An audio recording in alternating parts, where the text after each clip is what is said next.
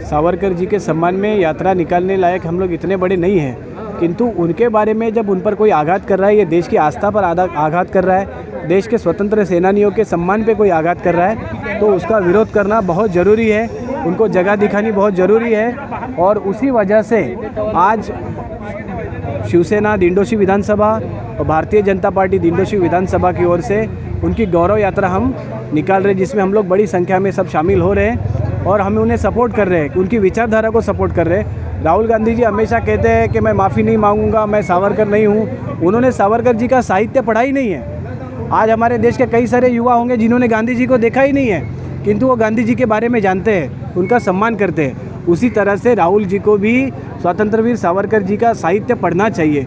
उन्होंने जिस तरह से कष्ट, जिस तरह से यातनाएं भोगते हुए भी अपनी भूमिका कभी बदली नहीं, वो सब उन्होंने कम पढ़ाई की है। केवल एक आध विषय को लेकर उसी के ऊपर चर्चा करके हमेशा कहते रहते, तो वो उनकी मानसिकता है।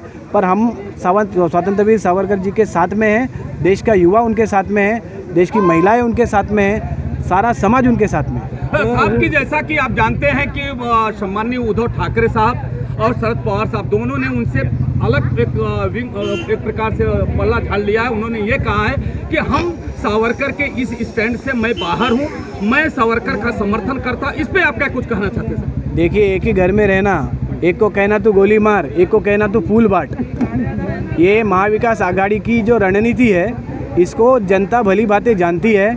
इनको किसी को भी सावरकर जी के बारे में कोई भी भूमिका इनकी सही हमें नज़र नहीं आती, या उनको सावरकर जी के बारे में अगर उनके अंदर सम्मान और उनके प्यार के बारे में उनके अगर जरा भी झलक रहती, अब तक महाविकास आघाड़ी से सब बाहर निकल गए रहते।